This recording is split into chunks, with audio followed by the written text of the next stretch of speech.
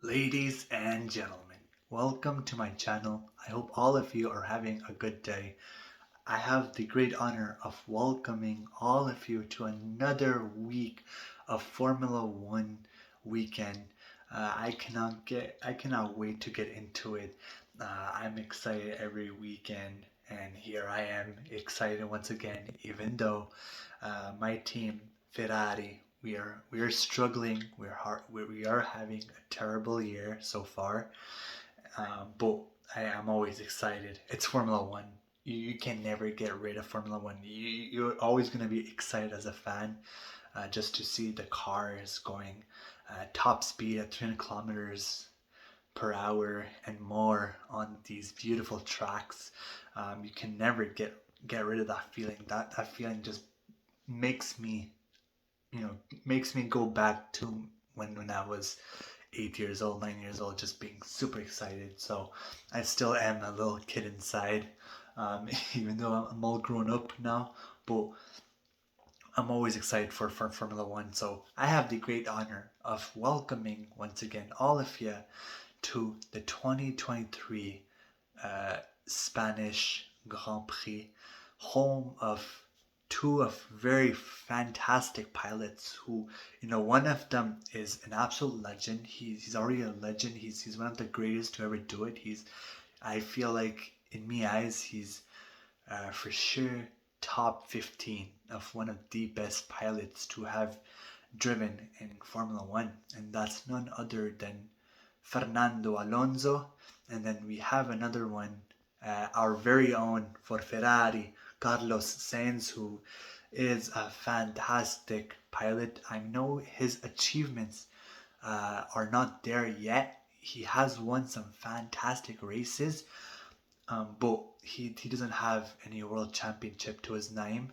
And I know this will play in part if he doesn't get a world championship in his career. I think he may kind of downgrade him a bit. I think a few of the youngsters, the young lads, they might see him as somebody who have wasted his career. But I still think that Carlos Sainz is still a wonderful pilot. So I just had to talk about Carlos Sainz a bit, praise him, and also praise Fernando Alonso. I love when it's somebody's home race. I just love praising these pilots and give them just a little bit of attention.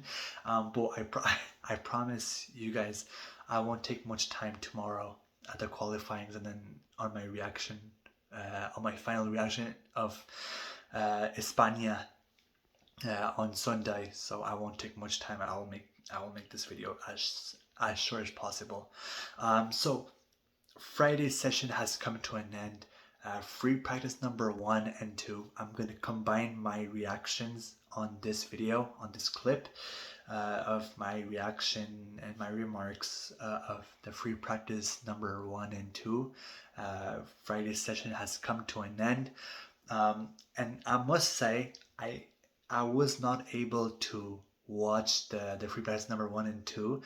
So when I woke up, I was like I was like, wow, that's gonna be another disastrous weekend for Ferrari, because in free practice number 1, Charles Leclerc and Carlos Sainz came in respectively each other. So Leclerc came in at P8 and Carlos Sainz at P9, and then in free practice number 2, Charles Leclerc came in at P6 and Carlos Sainz at P7.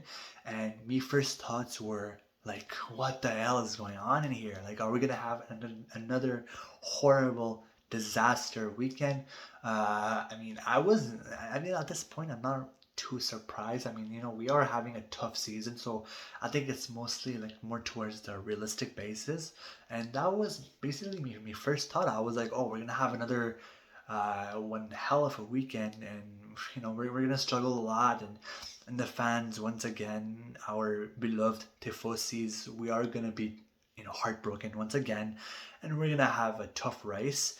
But after all of this, I did not know personally, because there was actually, matter of fact, there was actually rumors that Ferrari, and not just us, but all like a few other teams were gonna put up a new package, and Mercedes, on the other hand, have not yet put up their package.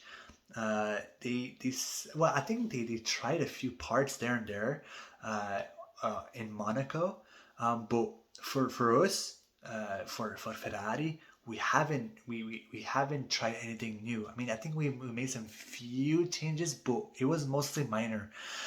But today in España, it's a huge package that I did not know of, and it basically changed my entire reaction, because I mean, when I woke up, basically I was like, oh, this is gonna be a very terrible weekend for us, and now I'm like, okay, now I understand why we struggled, and I understand now why we had, a bit of a rough results there, and obviously on paper, having Ferrari at P8 and P9 is just, it's not a beautiful sighting at all, you know.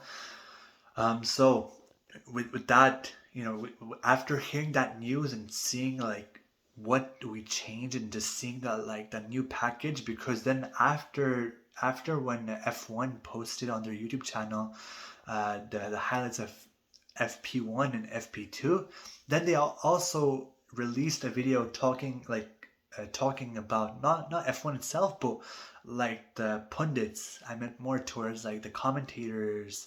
I'm talking about Albert I think that's his name. I think it's Alberto or Albert Fabregas, and then Tommy Lawrence. I hope I get it right.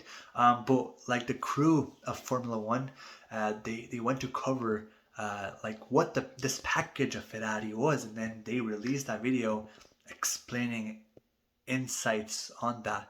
So it was really interesting, and I watched that video, and basically all of me conception of this weekend basically changed, and it's big news indeed, because we're actually trying few stuff, and we have changed the car tremendously, and especially when we wanted to change and show those changes to the F1 community. We put out the car of Carlos Sainz out of the garage, so then the photographers and the F1 crew could see what changes were made. But also, it is also a law made by the FIA that you have to do, that you have to show what changes you have made. You can't just just make changes in silence. So that's why they had to showcase the car and just to show what changes were made. So let me just go through real quick, and that will be the conclusion of this video, basically just talking about what changes we have made. It's really major. I'll begin with the floor. Charles Leclerc's floor of his car is still the same. Haven't seen much change. But on Sainz's car, like the floor has a really interesting dynamics, and they have made a very I would say substantial change. Before, if you see the bottom of the car, and you see the floor, basically it comes on the bottom, but on the side of the car mostly, very low. You see that in the beginning his car had a line going like that, and then it went just up. So the aerodynamics were a little off. It was just much more difficult to get the air flowing through his car. But now I've seen that they basically one piece of the floor has gone like a few centimeters up, and then like the longer part of the floor has gone down, so then it will allow the air to go through the floor and then go inside a bit of the floor. So it's really interesting that they made this change. Is pretty major, and it will bring the speed up a bit.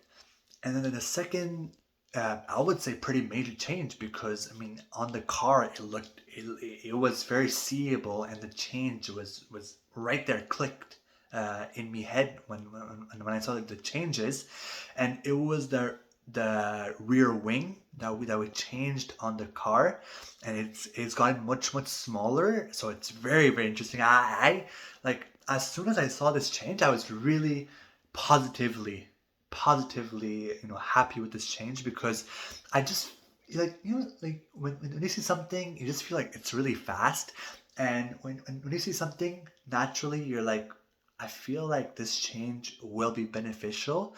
And that was my reaction when I saw the rear wing.